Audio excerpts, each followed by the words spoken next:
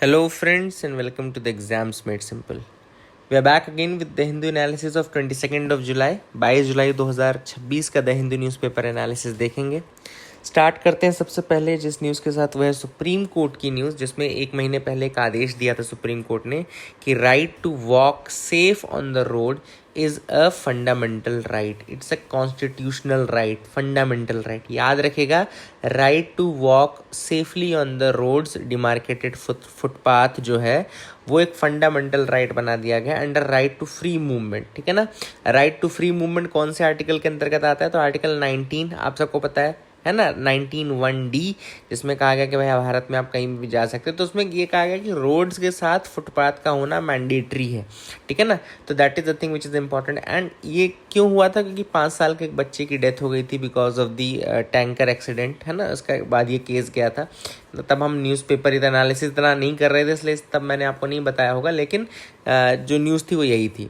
ठीक है. तो याद रखिएगा, right to walk on safe demarcated footpath is a fundamental right. It is under article 19(1)(d) and right to life. Right to life कौन सा article है? आर्टिकल 21. तो make sure you remember both of this. इसके अलावा supreme court ने यह भी कहा था कि the motor vehicle act of 1988 neither recognizes nor have ever recognize this fundamental right to walk. तो ये याद रखना कि मोटर व्हीकल एक्ट में भी होना चाहिए था, बट सुप्रीम कोर्ट ने कहा कि मोटर व्हीकल एक्ट ने कभी भी ये चीज़ रिकॉग्नाइज नहीं की है. Right to walk safely on the footpath is a fundamental right. ठीक है ना. So that is what has been said. इसके अलावा सुप्रीम कोर्ट ने कहा कि roads are not the monopoly of motor vehicles only. Road केवल मोटर व्हीकल्स की मोनोपोली नहीं है. जो लोग पैदल चल रहे हैं उनका भी उतना ही राइट एग्जिस्ट करता है. इसलिए अगर रोड बन रही है तो safe footpath must exist. Government को ये मेक श्योर करना है, और गवर्नमेंट को न केवल मेक श्योर करना है, एक प्रॉपर लॉ बनाना है, प्लस फुटपाथ का कंस्ट्रक्शन करना है. ठीक है ना. तो it is a constitutional right. तो अब वही है. अभी कल की न्यूज़ ये थी कि सुप्रीम कोर्ट ने दोबारा पूछा था कि क्या हुआ लॉ का, क्या हुआ, क्या कर रहे हो आप लोग. ठीक है ना. तो make sure you remember this. I hope you got clarity regarding that as well. Move करते हैं आज के आगे की न्यूज़ एनालिसिस की तरफ. बहुत अच्छे अच्छे आर्टिकल्स है जो हम डिस्कस करने वाले हैं. मध्य प्रदेश ने यूनिफॉर्म सिविल कोड पास कर दिया है वॉइस वोट से. मध्य प्रदेश की assembly, so Madhya Pradesh assembly has passed this. ये तो आपको पता होगा कि इंडिया में पहला स्टेट जो था वो यूके उत्तराखंड था जिसने कि पास किया था यूनिफॉर्म सिविल कोड. इसके अलावा गोवा में अपना खुद का पोर्चुगीज सिस्टम चलता है सिविल कोड का. ठीक है ना. तो ये आपको याद रखना है. मध्य प्रदेश ने भी यूनिफॉर्म सिविल कोड पास कर दिया है. इसको बोलते हैं the Madhya Pradesh uniform civil code 2026. And इसमें क्या क्या चीज़ें हैं मैं वो आपको बताता हूँ. पहली चीज़ तो इसमें क्रिमिनलाइज की गई है पोलीगमी. पोलीगमी यानी मल्टीपल शादियाँ जो होती हैं उसको क्रिमिनलाइज कर दिया गया है. इसके अलावा निकाह हलाला जो है उसको भी क्रिमिनलाइज किया गया है. लेकिन इसके अलावा जो लिव इन रिलेशनशिप्स होंगे उनका मैंडेटरी रजिस्ट्रेशन करने की बात की गई है. लेकिन उसमें जो ट्राइबल पॉपुलेशन है उसको मतलब वो नहीं इंक्लूड किया गया. तो tribal population has been kept exempted from this new UCC. ठीक है. तो make sure remember this. I hope you got clarity regarding that. आगे मूव करते हैं, देखते और क्या इंपॉर्टेंट न्यूज़ आर्टिकल है जिनके बारे में हमको डिस्कस करने. कैन मूव अहेड विद मी. आप बिल्कुल मेरे साथ आगे बढ़ सकते हैं. यहाँ पर है clean energy push is answer to transition challenges faced by India says the UN climate chief. तो यहाँ पे UNFCCC के बारे में चल रहा है. COP31 होने वाला है इस बार नवंबर में. COP31 कहाँ पे होने वाला है? वो होने वाला है टर्की में. तो याद रखिएगा COP31 कहाँ होने वाला है? नवंबर में टर्की में होने वाला है. दूसरा फैक्ट जो आपको याद रखना है कि COP30 कहाँ हुआ था? तो COP30 हुआ था बेलेम ब्राज़ील में. याद रखिएगा, इट वॉज इन बेलेम ब्राज़ील. इसके अलावा एक चीज़ आपको पता होनी चाहिए कि COP होता क्या है. तो COP is basically conference of parties, जो हाईएस्ट डिसीजन मेकिंग बॉडी होती है. कॉन्फ्रेंस ऑफ पार्टीज़ हम उसको बोलते हैं. और इसकी जो ये जो COP है ये UNFCCC का है, United Nation framework for climate change, है ना. उसके लिए है ये COP. तो ये जो UNFCCC का COP है उसका पहला COP जो हुआ था वो आपका जर्मनी में हुआ था, और आई थिंक ये हुआ था 1995 में. तो make sure you remember that as well. 1995 में फर्स्ट COP हुआ था, COP1 जिसको हम बोलते हैं. तो COP1 एक बार आप बस गूगल करके मुझे बताना कि COP1 UNFCCC का कहाँ हुआ था लोकेशन.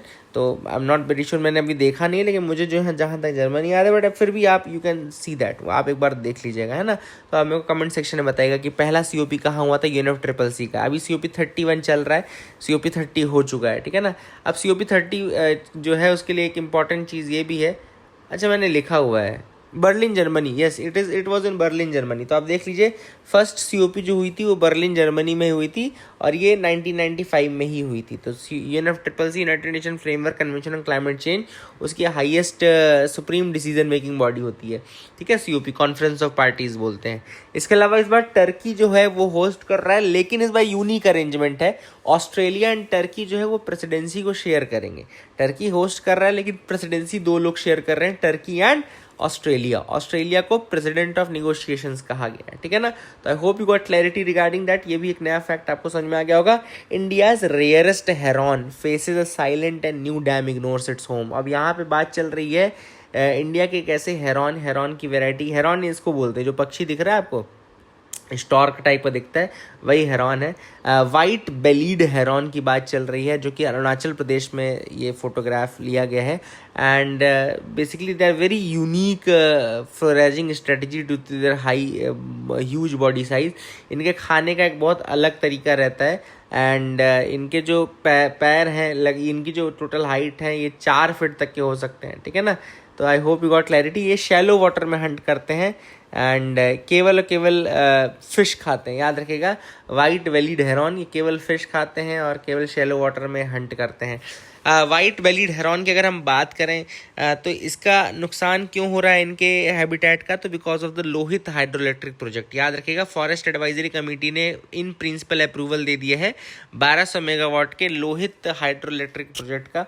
एंड ये जो लोहित हाइड्रो इलेक्ट्रिक प्रोजेक्ट अगर ये आएगा तो ना केवल पेड़ कटेंगे, बल्कि जो वाइट बेलीड हेरॉन है which is one of the world's rarest birds, बहुत रेयर बर्ड है, क्रिटिकली इंडेंजर्ड है, याद रखिएगा। इसका साइंटिफिक नेम आर्डिया इंसिग्निस है, आर्डिया इंसिग्निस। और इसका IUCN स्टेटस है critically endangered. Wild life protection act 1972 के शेड्यूल 1 की स्पीशीज आती है, ठीक है ना, याद रखना। आई hope you got clarity. Global distribution अगर बोले तो इंडिया के अलावा ये भूटान, म्यांमार में पाई जाती है। प्रीवियसली ये नेपाल, सिक्किम और आपकी तीस्ता रीजन में भी थी, लेकिन तीस्ता रीजन में तो अब ये बिल्कुल लोकली एक्सटिंक्ट हो चुकी है, ठीक है। तो I hope you got clarity regarding that as well. India में केवल 6 से 9 इंडिविजुअल्स बचे हुए हैं इसके, only 6 to 9 individuals are there.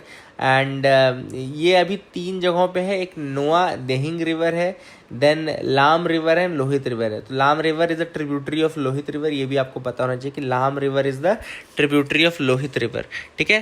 And Lohit river पे ही इंडिया के 70% वाइट बेलीड हेरॉन जो है वो अकर करते हैं, तो ये भी आपको पता होना चाहिए। एंड अब जो है ये because of the Lohit hydroelectric project इसको नुकसान पहुंच सकता है, तो make sure you remember that as well.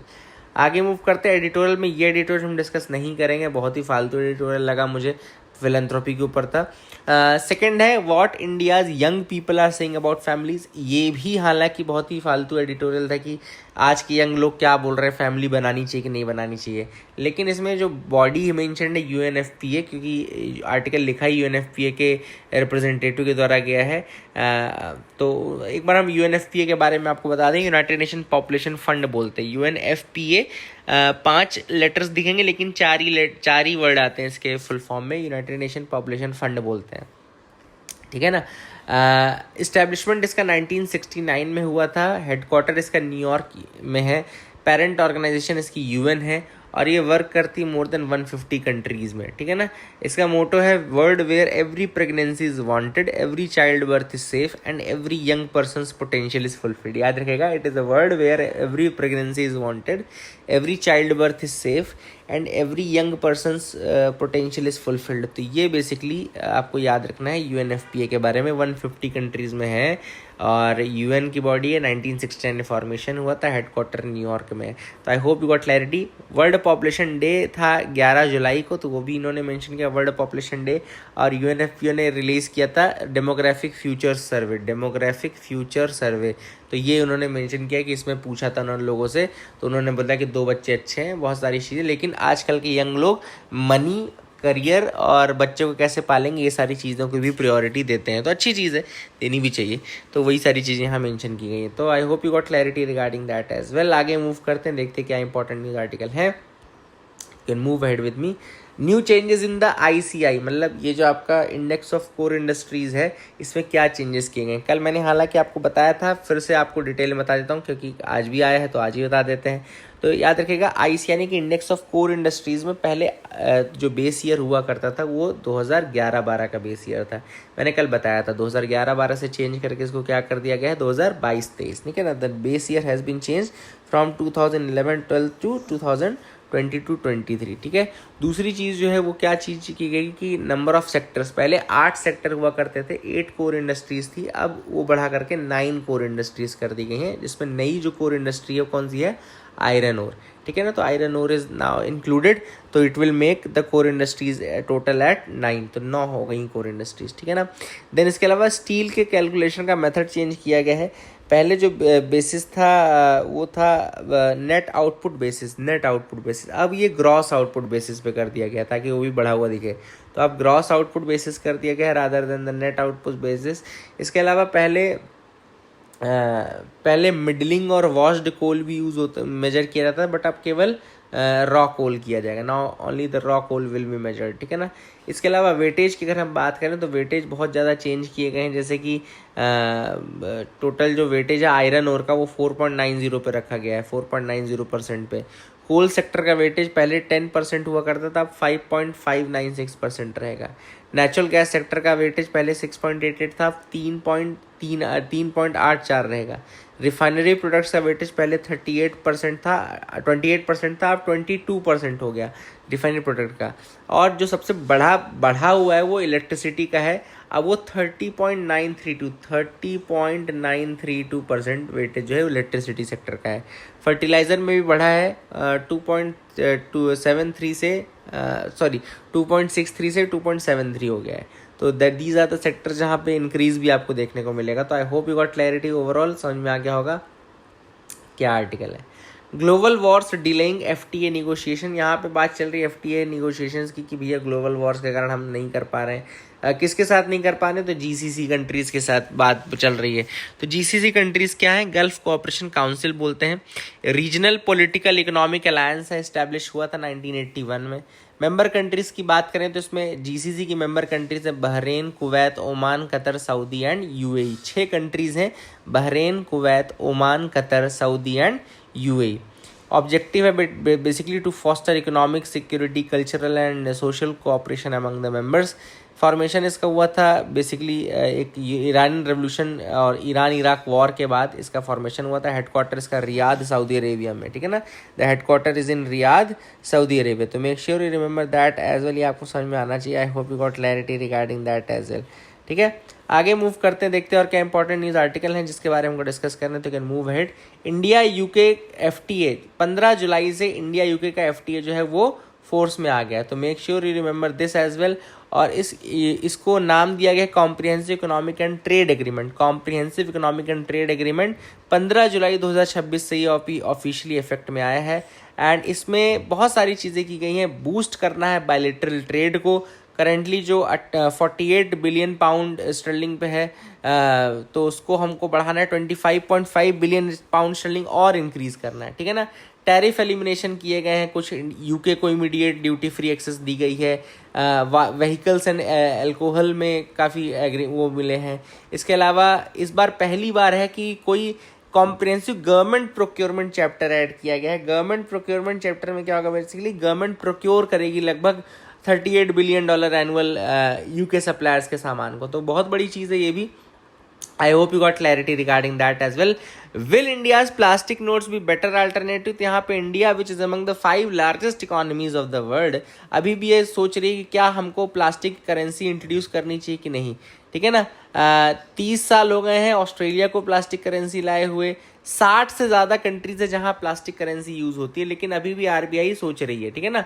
Plastic bank notes जो हैं वो 2.5 से 4 गुना ज़्यादा चलते हैं than the cotton paper notes. अभी जो यूज़ होते हैं कॉटन पेपर नोट्स उनसे 2.5 से लेके 4 गुना ज़्यादा तक चलते हैं ये प्लास्टिक बैंक नोट्स।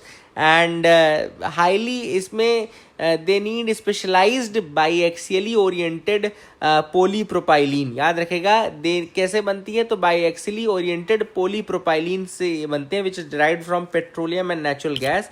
तो इससे याद रखना ये पेट्रोल नेचुरल गैस सेक्टर का भी यूज़ हो जाएगा। तो दैट इज़ वाई आरबीआई सोच रहा है कि भाई कैसे नहीं गवर्नमेंट कहीं इकोनॉमिक लॉसेस होने लगे, है ना।